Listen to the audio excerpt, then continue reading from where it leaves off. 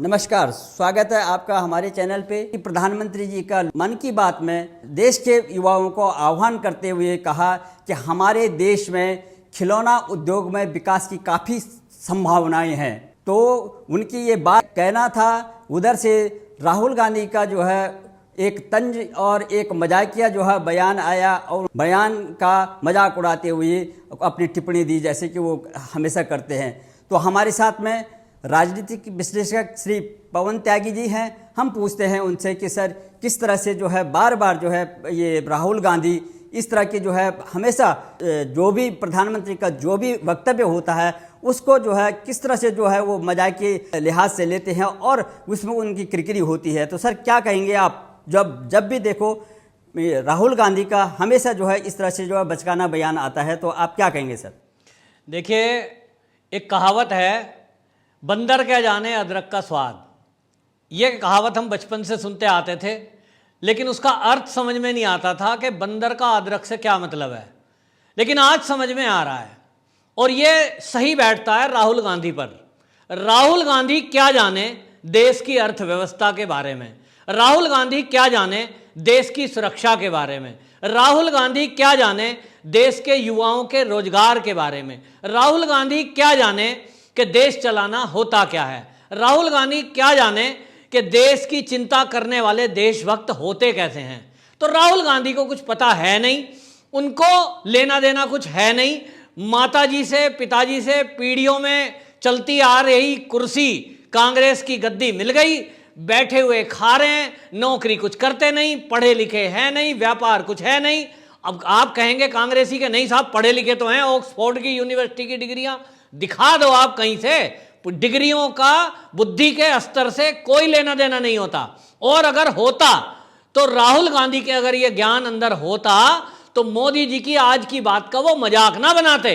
उन्होंने मजाक बनाते हुए कहा कि देश का युवा नीट की परीक्षा और जेईई मेंस की परीक्षा के बारे में जानना चाहता था मोदी जी से। मोदी जी तो खिलौने के बारे में बता गए। तो भैया, जेईई और मेंस की बात तो बाद में करूंगा, पहले मैं बता दूं जो मोदी जी ने आज खिलौने के बारे में कहा। उन्होंने अपनी बात करते हुए कहा कि देश के अंदर बच्चे जो है उनका विकास कहां से शुरू होता है। देश का विकास शुरू होता है बच्चे का खिलौने से, शुरुआत होती है जीवन की। हम सब ने भी कहीं ना कहीं बचपन में कोई ना कोई गुड्डे गुड़िया और खिलौने से खेला है। लेकिन मोदी जी ने कहा कि जो खिलौना है उसका जो व्यापार है वो कितना है, तो 7 लाख करोड़ का व्यापार खिलौनों का है। लेकिन भारत में इस व्यापार में हिस्सेदारी भारत की बहुत कम है, 2 या 3% भी नहीं है। तो इसलिए उन्होंने कहा कि एक बहुत बड़ी अपॉर्चुनिटी है युवाओं को। जिन युवाओं के बारे में आप कह रहे हैं जेईई नीट की परीक्षा की बात, अरे भाई, रोजगार की बात आप ही तो उठाते हो। तो देश का युवा अगर पढ़ लिख गया, उसके पास डिग्री आ गई, आईआईटी की डिग्री ले ली, उसके बाद वो करेगा क्या? अल्टीमेटली खोजेगा तो नौकरी, और नौकरी के लिए चाहिए उद्योग। और उद्योग कौन सा? तो आप उद्योग कंप्यूटर बनाएंगे, वो पहले से है। जिस क्षेत्र में पहले से खूब विकास हो चुका है वो है, लेकिन जिसमें अभी और आगे रास्ता है, बहुत बड़ा व्यापार अभी बिखरा पड़ा है और उसमें बहुत सारी संभावनाएं भारत के लिए हैं, तो वो है खिलौना उद्योग। 7 लाख करोड़ के बिजनेस में अगर भारत के युवा पार्टिसिपेट करेंगे तो आप समझिए इससे क्या क्या होने वाला है, जो राहुल गांधी को नहीं दिख रहा है। तो मैं बता देता हूं, राहुल गांधी जी, जिस दिन इस 7 लाख करोड़ के व्यापार में भारत के युवा पढ़े लिखे डिग्री होल्डर, जिन जेईई की आप बात कर रहे हो, वो डिग्रियां लेने के बाद अपनी कंपनी लगाएंगे तो इससे भारत की अर्थव्यवस्था को मजबूती मिलेगी। नंबर 1, क्योंकि इस समय चीन के खिलौने हमारे देश में आयात किए जाते हैं, अरबों रुपए का व्यापार चीन से हो रहा है, तो वो विदेश में जाने वाला पैसा रुकेगा। नंबर 2, नंबर 3, इससे यह होगा कि जो पैसा चीन के पास जा रहा है इन खिलौनों के ही माध्यम से, वो करता क्या है उससे? वो अपनी सेना को मजबूत करता है। हमें तो वो नकली प्लास्टिक की राइफल बेचता है, बच्चे उससे गिड़ करते हैं, गोली चलाते हैं, और वो उससे अपनी सेना के लिए असली AK-47 और राइफल और बम गोला लाते हैं। तो देश की सेना मजबूत होगी अगर ये पैसा यहीं रुकेगा, और चीन इससे कमजोर होगा। दूसरा जो है, ये चीन को झटका है बहुत बड़ा क्योंकि चीन की कंपनियों को आउट करने के लिए ही तो मोदी जी का यह प्लान है कि स्वदेशी, लोकल फॉर वोकल। और यही आह्वान मोदी जी ने आज भी किया है कि खिलौना जो है हमारे भारत में, उन्होंने उदाहरण भी दिया कि कितनी जगह खिलौना बनाया जाता। मेरे यूपी में आप देखिए, बनारस में खिलौने बनते हैं, और वहां बनारस में एक इंडस्ट्री इसी बात की है। अब हम बचपन से खेलते आए हैं, जब हम बचपन में छोटे छोटे थे, छोटी सी कार से खेलते थे, कहीं छोटी सी बंदूक ले आते थे, दिवाली पे पटाखे चलाने की बंदूक लाते थे, वो क्या सारी चीन से आती थी? नहीं जी, चीन से तो व्यापार ये जो बढ़ा है ना, ये कांग्रेस ने पिछले 10-15 साल से, जब से सोनिया माता इस देश में आई है बहू बन करके, इन्होंने ये व्यापार को बढ़ाने के लिए आगे काम किया है। इसके पहले तो हम भारत के ही बने हुए खिलौने खेलते थे, और लकड़ी से बनने वाले, लाख से बनने वाले, मिट्टी से बनने वाले खिलौने, इनसे हमने अपना जीवन जिया है। तो देश का पैसा देश में, देश की मिट्टी देश में। लेकिन आज क्या हो रहा है? प्लास्टिक विदेश की, वो देश में, और भारत का पैसा चीन में। तो चीन की अर्थव्यवस्था को टक्कर देने के लिए जरूरी है कि देश के युवा ये खिलौना इंडस्ट्री में उतरें, व्यापार लगाएं, उससे देश के युवाओं को रोजगार मिलेगा। जब खिलौना यहीं भारत का होगा तो उसको बेचने वाला जो होलसेलर होगा वो भी भारत का, जो रिटेलर होगा वो भी भारत का, दुकानदार भी भारत का, और खरीदार भी भारत का। तो भारत का पैसा, भारत की ताकत, भारत की एनर्जी भारत के लिए लगेगी, और इसलिए यह चीन के लिए बहुत बड़ा झटका होगा। अब असल में दिक्कत क्या है? राहुल गांधी को तो समझ में आता नहीं कि खिलौने से भी देश की अर्थव्यवस्था का कोई मतलब है, खिलौनों से भी देश की सेना की मजबूती का कोई मतलब है। उनको असल में दिक्कत यह हुई क्योंकि चीन को झटका है। अगर भारत में खिलौना इंडस्ट्री लगती है तो उनको चीन की कोई भी ऐसी बात दिक्कत करती है जिससे चीन को परेशानी होती हो, बस क्योंकि चीन से समझौता है उनका, माँ बेटों का। तो चीन को झटका लगा, इसलिए उनको भी झटका लगा। और जिस जेई और नीट की बात लेकर ये माँ बेटे आंदोलन कर रहे हैं, पूरे देश में इन्होंने प्रदर्शन किया, और जिसकी बात को लेकर के ये सुप्रीम कोर्ट में गए, इन्होंने कहा जी उसकी परीक्षा को टलवा दो। तो आप माँ बेटा दोनों समझ लो, राहुल गांधी जी, आपको पता नहीं है क्या कि जेई की परीक्षा और नीट की परीक्षा के लिए केंद्र सरकार जनवरी से शुरुआत कर चुकी होती है। कोई भी परीक्षा होती है तो जनवरी से उसकी तैयारी शुरू होती है, उसके एग्जाम कंडक्ट करने के लिए पेपर बनाया जाता है, फिर उसके लिए ड्यूटियां लगाई जाती है, सेंटर कहां बनेंगे, और फिर जो उस परीक्षा को देने आ रहे हैं, मुझे यह समझ में नहीं आया आज तक तुम माँ बेटों को चिंता किन की हो रही है? कहते हो जी देश के बच्चों के भविष्य से खिलवाड़ हो रहा है, उनकी जान जोखिम में डाल रहे हैं। अरे बच्चे, भैया जेई मेंस की परीक्षा कौन देता है? जो 12वीं पास कर ले, और 12वीं पास जिसने कर ली वो तो 18 साल से ऊपर का हो गया। वो दूध पीता बच्चा है क्या कि वो एग्जाम देने जाएगा और एग्जाम देने के टाइम में वो एक दूसरे बच्चे को हाथ टच कर देगा? दूसरी बात, अगर वो एग्जाम देने जा रहा है बच्चा भी, मेरे घर में मेरा छोटा सा बच्चा है 10 साल का, उसका भी जब एग्जाम हुआ है, क्या एक डेस्क पे 2 बच्चे बैठे हैं? क्या बच्चे भी नहीं बैठते एग्जाम के टाइम में, अलग अलग बेंचों पे बैठते हैं। राहुल गांधी जी और आपकी माताजी लगता है किसी परीक्षा में बैठी ही नहीं आओ आज तक, तो आपको क्या पता? और अगर पता है तो मूर्खता की बात क्यों कर रहे हो? अरे भैया, एग्जाम में बच्चों को अलग अलग बिठाया जाता है, और ये तो बड़े हैं। जेई मींस की परीक्षा पे हल्ला करने के पहले उन बच्चों से किसी से मिल लिए होते जिन्होंने जेई मींस की परीक्षा दी है। अरे भैया, सेंटर पे पहले ही बच्चे कम होते हैं, एक क्लास में वो एक एक डेस्क पे एक बच्चा डिफरेंस में पहले ही बिठाया जाता है।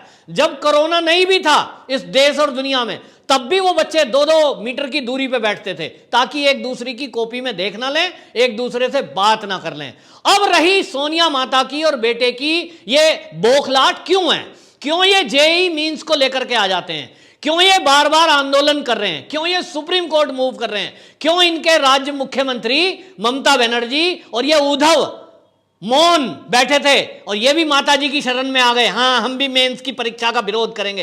अबे भैया, तुम्हें पता भी है कि ये विरोध करने का कारण क्या है? सोनिया माता क्यों विरोध कर रही है? मैं बताता हूं आज आपको, आपके चैनल के माध्यम से ये सारे देशवासी जान लें कि इस देश में अरबों खरबों रुपए का एक व्यापार है, और वो व्यापार है कोचिंग सेंटरों का।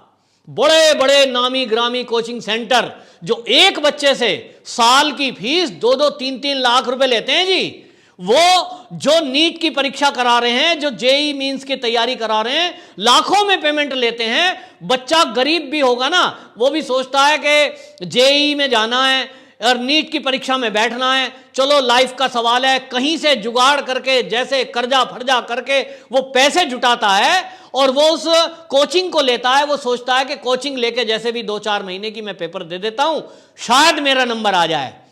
लेकिन ये कोचिंग सेंटर कोविड-19 के चक्कर से मार्च से बंद पड़े हैं। अब मैं एक और सवाल करता हूं, ये कोचिंग सेंटर वाले जब नहीं थे इस भारत में, क्या तब बच्चे जेई मींस में नहीं आते थे? तब आईआईटी में नहीं आते थे? मेरे एक गुरुजी हैं जिनसे मैं पढ़ा हूं, डॉक्टर मधुसूदन गर्ग। वो बिल्कुल एक आम परिवार के सरकारी स्कूल के पढ़े हुए, और उन्होंने यूनिवर्सिटी टॉप करी, आईआईटी में पढ़े, वो आईआईटी में गोल्ड मेडल लिया। कोई वो उसमें नहीं गए एग्जाम देने के लिए। और वो हमेशा बच्चों को ये कहते हैं, जब कोई पूछता है, जेई मींस की तैयारी वाले बच्चे उनसे पूछते हैं जेई वाले कि सर हम तैयारी कैसे करें, कौन सी कोचिंग ज्वाइन करें, तो वो पहले पता क्या कहते हैं? पहला सवाल उनका यही होता है, कोचिंग क्यों? क्या आप घर में बैठ के तैयारी नहीं कर सकते? ठीक है, आपको कुछ गाइडलाइन चाहिए कि तैयारी कैसी करें, क्वेश्चन कैसे आएंगे। इसके लिए कोचिंग में कौन जाते हैं? जो उतने होशियार नहीं है कि खुद से माइंड को ना लगा सकें, उसको वो बुरा मानते हैं। तो आप वो जो कोचिंग सेंटर चलाने वाले, करोड़ों का व्यापार करने वाले लोग हैं, जिनका उद्योग धंधा चल रहा है, आप उन उद्योगपतियों का ध्यान करते हुए ये परीक्षाओं को रद्द कराना चाहते हैं एक साजिश के तहत, ताकि ये परीक्षाएं टल जाएं। और आप जानते हैं, क्योंकि कोविड का ये रोग ये दिसंबर तक टलने वाला नहीं है, तो आप चाहते ही हैं कि ये परीक्षा टल जाए, ये जनवरी के बाद हो, ताकि बच्चे दोबारा कोचिंग में जाएं और वो जो करोड़ों रुपए उन्हें मिलेंगे वो आपके पास भी आएंगे। और जैसा कि पूरे भारत वाले लोग जानते हैं कि राजस्थान का कोटा इसके लिए माना जाता है, कोटा में एक मुख्य उद्योग यही है, और कोटा में कांग्रेस की गवर्नमेंट है। मेन विरोध का कारण यही है कि इन्हें परीक्षा और बच्चों से कोई लेना देना नहीं है। आज के पहले कभी नहीं बोले कि कोचिंग सेंटर क्यों चल रहे हैं। असली मुद्दा वो करोड़ों अरबों रुपए का व्यापार चलाने वालों का वो दर्द इन्हें दिख रहा है, जिससे शायद कोई समझौता ये कांग्रेस ने कर लिया है कि हम ये परीक्षाएं कैंसिल कराकर रहेंगे। लेकिन इस समय केंद्र में मोदी जी हैं, जो गरीबों का दर्द समझते हैं, और आम बच्चा, गरीब बच्चा कि जैसे तैसे करके वो कोचिंग लेता है। और आपको बता दूं कि ये परीक्षा के टलने से क्या बच्चों का भला हो जाएगा? कोरोना तो होने से रहा उनको, क्योंकि बड़े हैं वो सब समझते हैं, और सेंटरों में इसका इंतजाम किया जाएगा भाई। दूसरी बात, जब कोचिंग वो ले रहे थे, अब वो घर में बैठे हैं, तो घर में पढ़ ही तो रहे होंगे। जब स्कूल तो कोई खुल नहीं रहे, तो आप जब चिंता कर रहे हो, एक तरफ तो आप कहते हो बाजार खोल दो, आपकी जहां जहां सरकारें हैं बाजार खुल गए, वहां आप मॉल्स खोलने को कह रहे हो, फैक्ट्रियां खोल दी आपने, बसें चल रही हैं, बराबर की सीट पे यात्री बैठा हुआ है, दिल्ली में डीटीसी चल रही हैं, ऑटो रिक्शा चल रहे हैं। आपको नीट की परीक्षा की बड़ी पड़ी है। मुझे तो आश्चर्य हुआ कि राहुल गांधी और वो जेई की बात करें, नीट की बात करें, सुन के आश्चर्य हुआ था। लेकिन उसके पीछे का सच जब निकल के आया, अंदर से जो खबरें आई कि कहीं ना कहीं ये कोचिंग सेंटर चलाने वालों को लाभ देना चाहते हैं, परीक्षाएं टलें, वो बच्चे कोचिंग में दोबारा जाएं, उनका फायदा देख रहे हैं। इन्हें बच्चों के लाभ से कोई लेना देना नहीं है, देश के फायदे से कोई लेना देना नहीं है। मोदी जी का मजाक उड़ाने के पहले अगर ये खिलौना इंडस्ट्री पे जरूर ध्यान दे लेते और ये समझ पाते कि इससे चीन को नुकसान होगा, भारत का फायदा होगा, भारत के युवाओं को रोजगार मिलेगा, भारत के डिग्री होल्डर, पढ़े लिखे, जेई करे हुए आईआईटी बच्चे, उनको इंडस्ट्री में बहुत बड़ा एक क्षेत्र मिलने वाला है जो खिलौना उद्योग है। मजाक बनाने के पहले आप राहुल गांधी जी स्टडी कर लिया करो, आप किसी भी बात को नहीं समझते। इसलिए मैंने कहा कि बंदर क्या जाने अदरक का स्वाद, इन्हें क्या पता देश क्या होता है, देश की व्यापार नीति क्या होती है। मोदी जी का मजाक बनाने से ये खुद ही मजाक बन जाते हैं। इसलिए राहुल गांधी सोचें, सोचने के पहले, बोलने के पहले सोचें। बहुत अच्छी तरह से आपने व्याख्या दी है, बहुत बहुत धन्यवाद आपका।